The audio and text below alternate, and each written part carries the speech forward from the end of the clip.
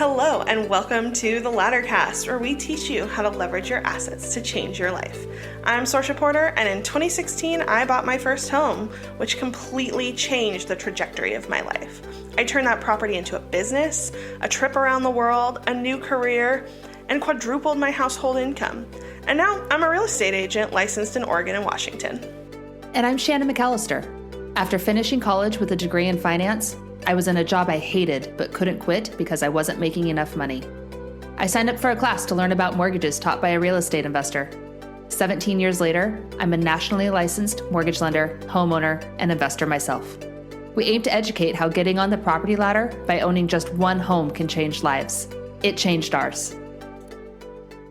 Hello and welcome back to the Laddercast. Today, we are going to talk about a few things that you can do to beautify your home inexpensively. Here in Portland, we have a few community resources that are very cool, and we're going to run through them with you today. Yeah, I mean, one of the most expensive things one of the things you don't actually realize about buying a home is when you get in, you have this major desire to customize it to your taste.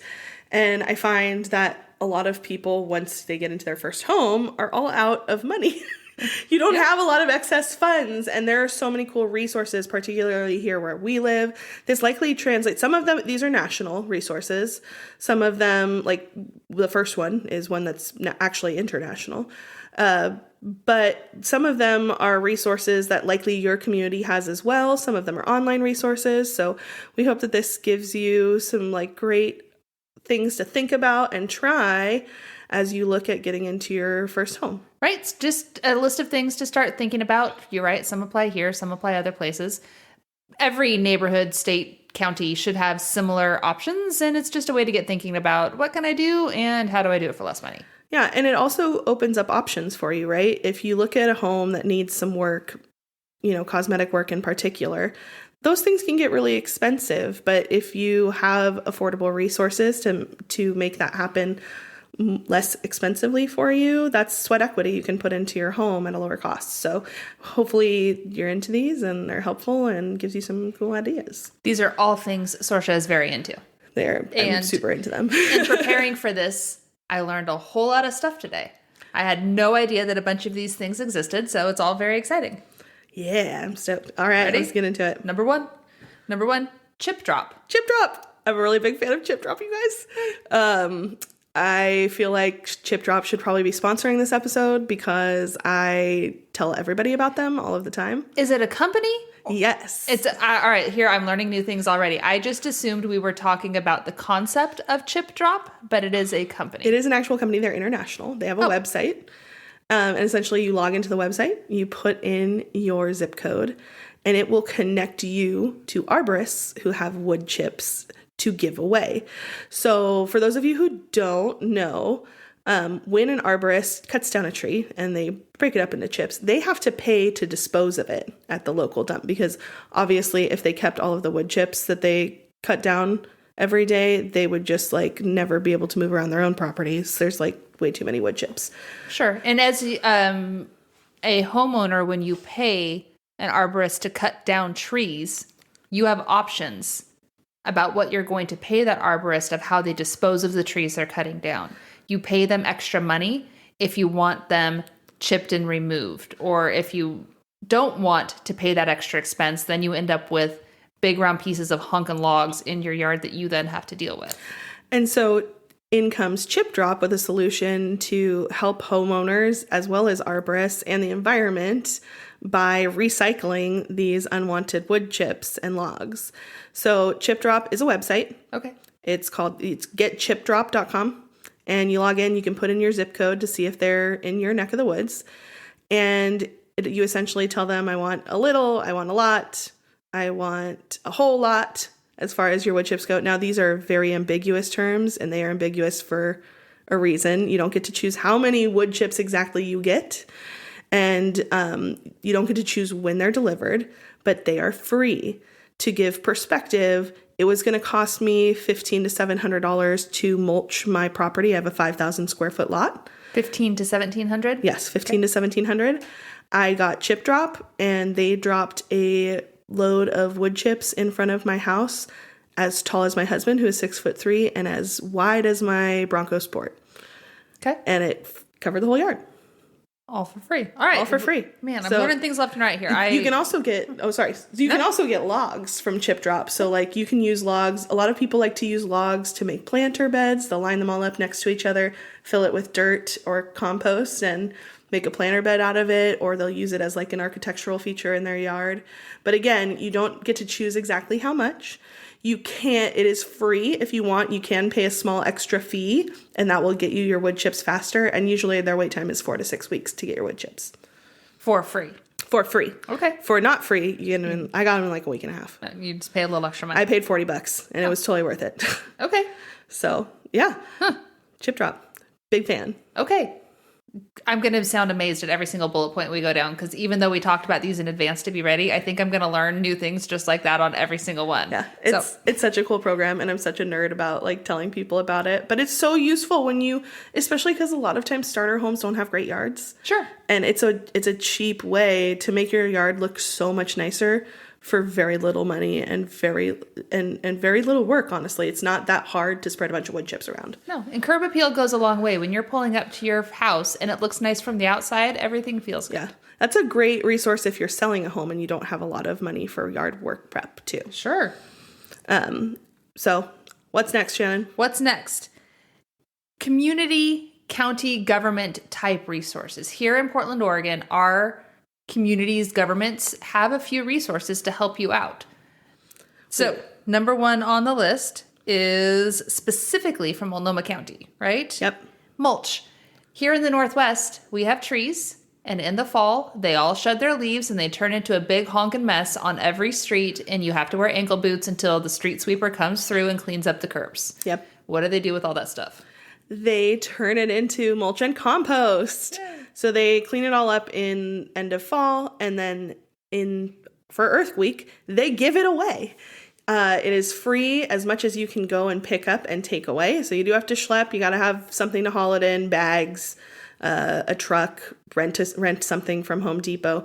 But it is free actually from the 21st. This year, I think it's free from the 21st, day before Earth Day, through the 24th. So they do like a long weekend, and you can get free compost. And I don't know if you know how much compost is, but I just got 2 yards of compost. And for 2 yards of compost with delivery, it was $160. And then you tip the driver. So it was $180. $180 for me to get 2 yards of compost. You could get so much more for free. And the cost of renting a truck from Home Depot is like $160 for the whole day. So for as much compost as I ever could want, I could have paid the same amount. Okay. So, or find your friend with a truck. Or borrow a truck from a friend. Pay him in beer. Okay, that's interesting.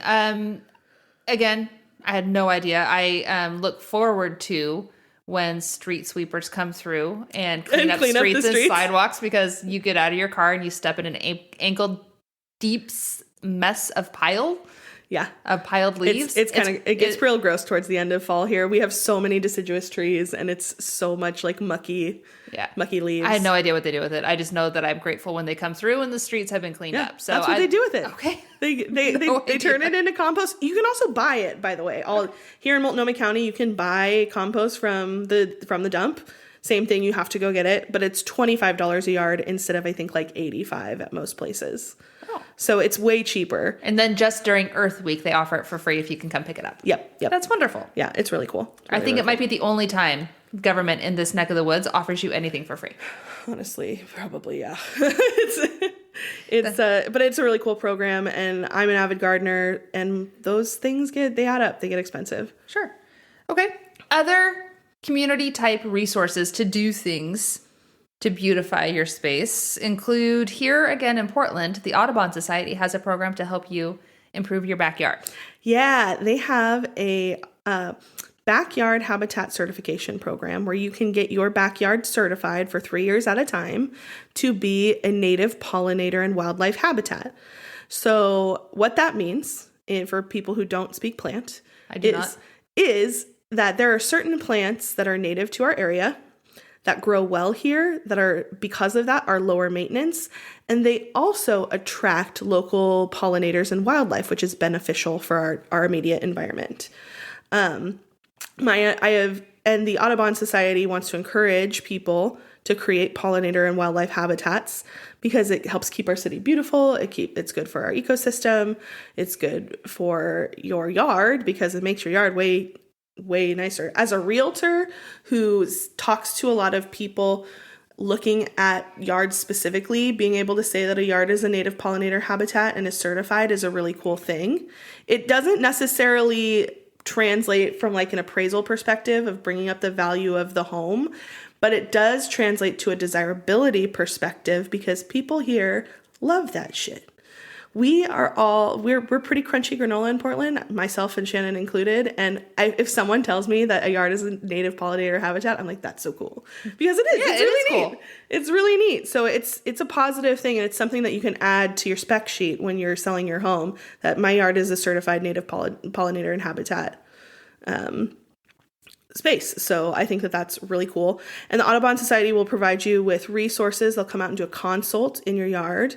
The only requirements are, I believe, that your yard has to be less than 1/3 of an acre. Okay. And you have to be within Clark, Multnomah, or Washington County. Okay. They have like a 4-week wait for the consult. And it comes with a bunch of perks. Like you get discounts on native plants from cooperating nurseries. They do like a plant exchange as well. So you can maybe get free plants, which is pretty neat. And they do private garden tours amongst the more impressive native pollinator habitat gardens throughout the city that only people who are part of this program get to be a part of.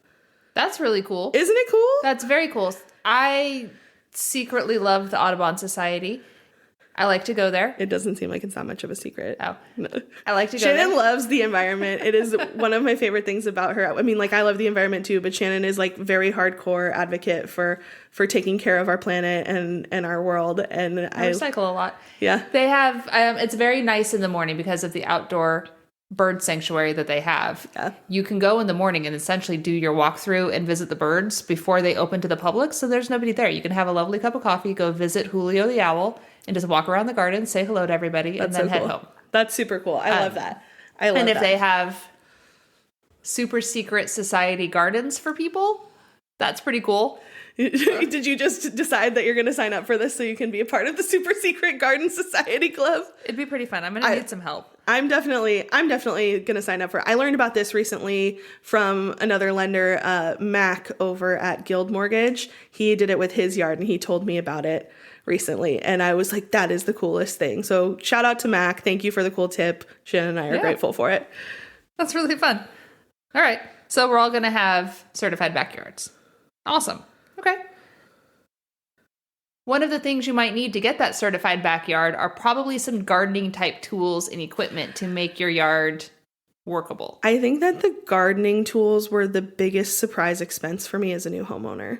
Like, I did not anticipate the necessary but annoying costs of purchasing gardening tools. Because it's not like buying a couch, right? Like, it's not like a pretty thing that you use every single day in your home that you love to use, that you don't see it every day. Like, you justify the expense because it's something you're like enjoying on a regular basis. It's like a necessary evil so that your neighbors don't all hate you and so that your yard doesn't look like crap. Sure. And it's really expensive.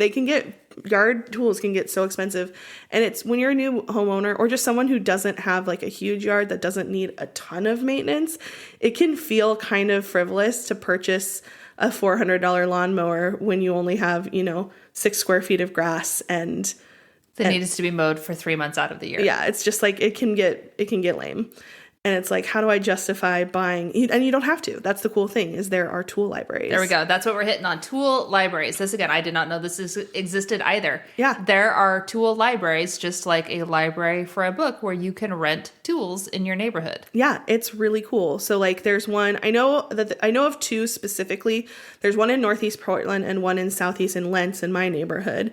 I'm certain there are others in other quadrants of the city. Those are just the ones I know of off the top of my head. But I think it's really neat.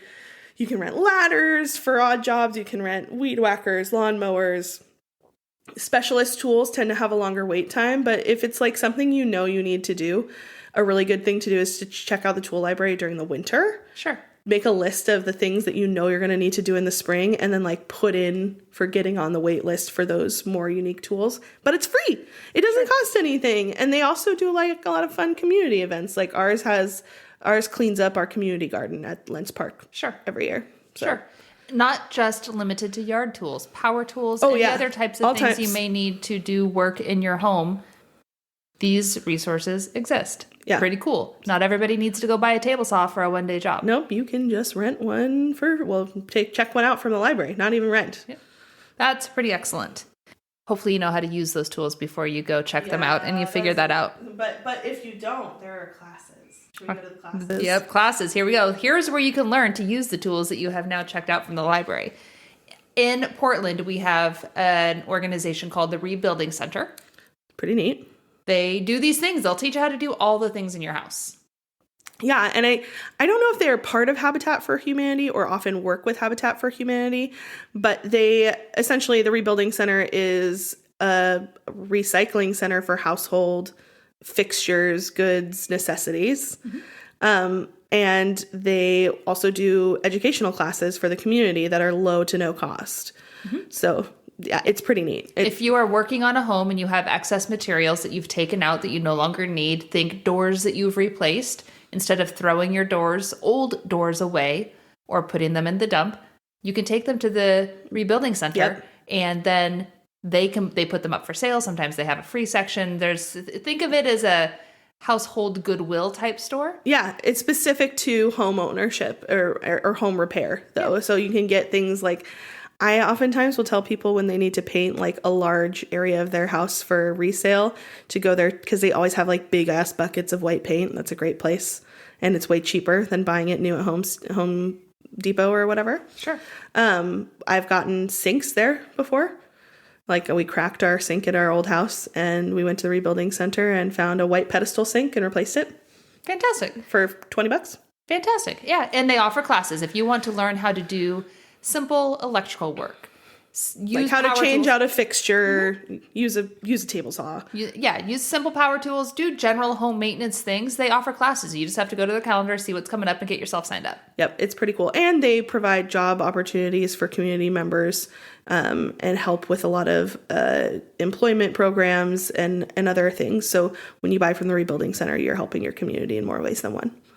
I am assuming most large cities have a similar program or similar company that do these things. I would assume that as well. I know they have it in other cities. Like I know they have one in the Bay Area where I grew up. I know they have one in Colorado where my parents are. Sure. So I'm certain that your city or a nearby large city has something like this for you. Short of that, Home Depot offers classes all day long. They do. I think they usually charge a little for them, but like we had friends take a backsplash class at Home Depot so they could learn to install their tile backsplash in their home. It looks great. I would have thought a very professional tile person did it for them. There we go. So pretty cool. Yeah. And then you get to say that you did it. That's very cool. Yeah. And you get to save money. Tile install is expensive. A lot of little home projects add up when you have someone else doing it for you. They do. And you can't beat the sense of accomplishment. Yes. All right. What else is on our list here? Our next ones have to do right up on the top of Sorcia's list of things she loves. Plant exchanges. I love a plant exchange. I have a gardening problem. And I, for a long time, did not want to admit that it's a gardening problem. But as I sit here, there's like nearly 100 plants in my office currently started that need to go in the ground in my garden. And I still have a bunch of seeds to plant. So I'm going to say I have a gardening problem. But I think that plant exchanges are like one of the funnest things to go to. So like for me, who has started 97 seedlings and 93 of them lived, which I was not expecting, I am probably going to organize a little neighborhood plant exchange with my neighbors. So get people together that you know who are also into gardening. Probably if you're into it, you know some other people who are, or maybe post it on your local Facebook page and exchange plants. All right, here we go. I know something about chip drop. Are you ready? Yeah. A friend of mine had chips or mulch or something delivered in front of her house. And it was a whopper amount. Yep, that's how it goes. And it was more than she could handle by herself. And so she got a little community neighborhood party going. She got a neighborhood block party going. Come get all the mulch and chips that you want and help me dig out my pile. And everybody got to share in on the love. I love it. And that's like a great way that like segues really nicely into our next couple topics. But I think that's a great way to get to know your neighbors, which is very good for you. I encourage everyone to get to know their neighbors. You don't have to like them, but it's useful to know them, and to be kind to them and considerate. But also just like, it's a great way to share resources. You know, I'm not going to be able to plant 37 tomatoes in my yard. I just don't have the space, but I'm certain that some of my neighbors would enjoy doing it. So yeah. That's very kind. That's very fun. And of course, with the exchange goes, you're giving away what you have and you're bringing in something that you may not have had. And you're going to get the knowledge and information from the person you received that from, because they're going to know something about what they're giving to you. Absolutely. That's what we're in it for, really. Yes. Yep. Yes. And so along those lines, the next one on our list is make friends with your neighbors. Find out what they know, especially the ones who have been in your neighborhood longer. They know what's going on in your neighborhood, probably what the person before you did with their yard, how things grow, what's happening. There is most definitely a person in your neighborhood who has tabs on all of this stuff. Oh yeah, there's always one. And you want to be their friend, by the way. You want to be friend with that one. But like me and my neighbors have a little group text called the Mrs. Kravitz Society of Lents. It is not an official society. It's just what we call ourselves. As we'll group together, like if we see, a negative transient activity, like someone's casing houses, we'll all text each other and everybody will come out on their front porch and stare at them. Neighborhood watch. So as a form of neighborhood watch, we had someone dump like an old couch at the end of our street that was gross and attracting some negative activities. So we all called the local, like there's a number that you call here in Portland to get people to pick up garbage that's been improperly disposed of. So we all called, and with multiple calls, we got a faster response. So it's a great way to get things done. If I need to borrow a cup of sugar, that's a real thing that I can do because I know my neighbors. If I need to get rid of my mulch because I got too much, it's just, there's so many valuable things you can do. Also, when you're reselling your home, especially if you live in maybe a neighborhood that's transitioning, it's very helpful to know your neighbors because you can put together a little sheet about who lives in the neighborhood, particularly like if you have an older neighbor who's maybe their home isn't as well maintained, but they're a lovely person who is wonderful to live near. It will help with buyers looking at your home to know that your neighborhood, your neighbors. This person in the dilapidated house is just elderly. They're not a drug addict. Sure. That's attracting, drug dealers in front of my house. Unless that's a thing you want, to each his own. But that is something that I've seen other realtors. I haven't had anyone run into that personally, but I've had other realtors whose clients lived in neighborhoods that were in transition and not all of the houses were as well maintained as the house they were listing. And people were curious. So she just had her client write up a little blurb like, Penny lives across the street. I know her. She's older. Her husband died 5 years ago. She walks her dog every day and will say hello to you. And it's just a good thing. It's good for you. It's good for your resale, and it's good for your community. Sure. It's good. And yes, good for your resale, good for your home. If you're all working together, that's your neighborhood as a group of neighbors all working to make your neighborhood as best as it can be and as best as you want it to be. Yeah. In my neighborhood, I kind of live in a foresty type area. Shannon lives in Narnia. I don't know about that, but every time I come up here, I'm like, it's so beautiful. There's so many beautiful big trees. We have some trees. Tree management is at the top of everybody's list around here. My neighbor across the street can scale a tree and take it down by himself. So if you ever need tree help, Richard's the one you go to. We have a neighborhood. And that's a huge savings money-wise. It is. It's very expensive to take down big trees. That it is. We have a neighborhood community wheelbarrow, motorized wheelbarrow. This is like my favorite thing. One of the original owners on my street, Joe, they were brothers. Joe was the original owner. Okay. He is gone now. He passed. When he was alive, he had probably lived on the street for more than 50 years. Wow. He owned a motorized wheelbarrow. Jim and Joe, brothers who lived in that house together, are both gone. That motorized wheelbarrow still lives on the street.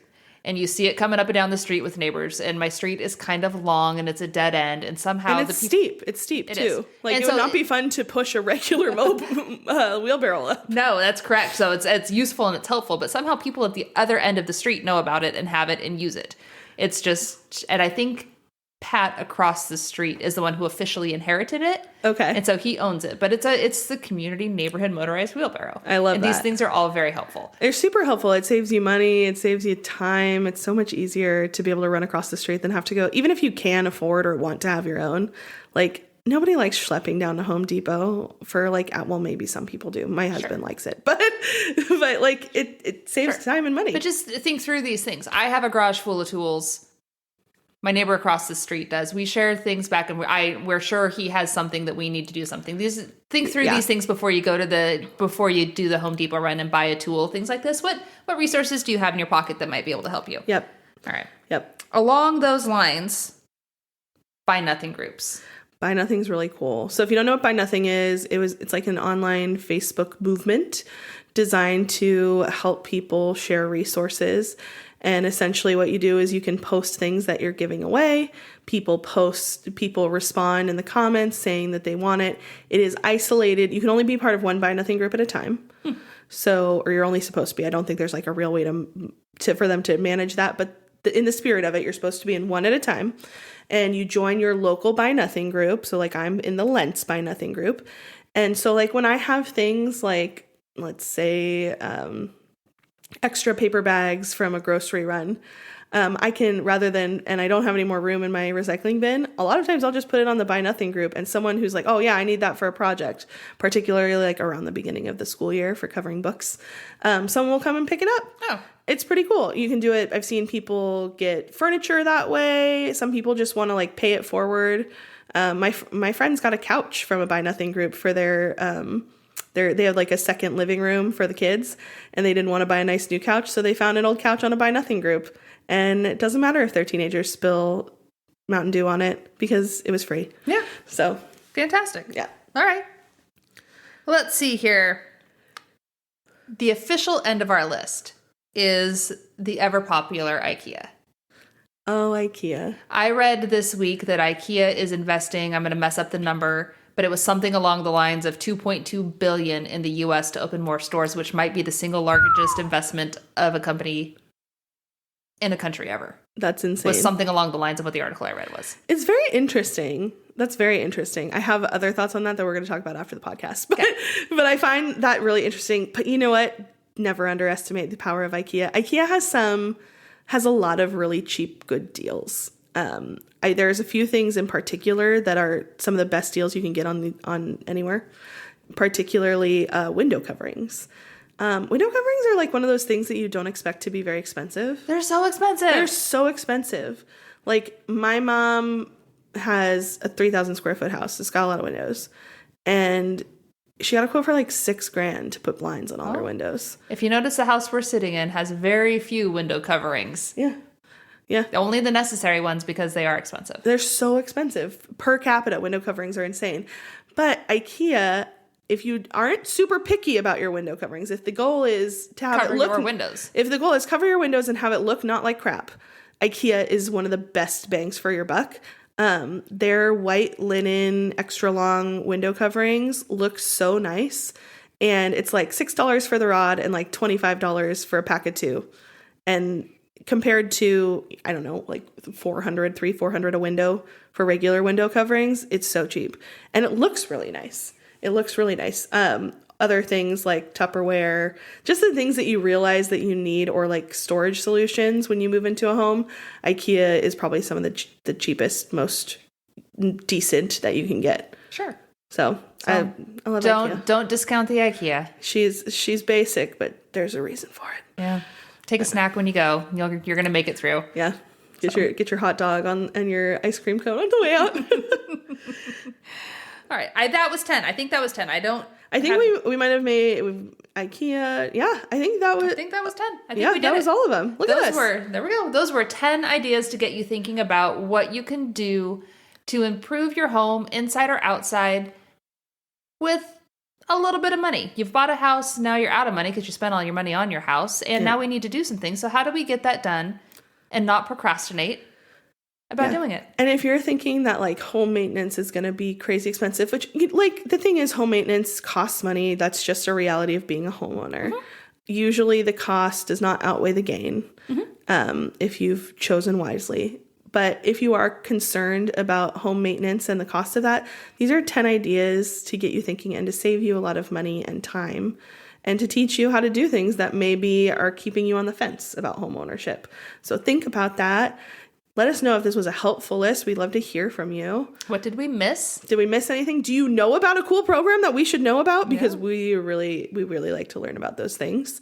I love to give my new home buyers resources when they close on their house. And all of these programs are things I suggest to people all the time. And usually, and all of them are things people have found very helpful. So I hope it's helpful for you. It was fun teaching Shannon about these things. I'm learning new things every time we sit down to do this. So. It's really fun. So thank you for listening. Give us a like, give us a share, follow us, and we'll see you next time. Bye-bye.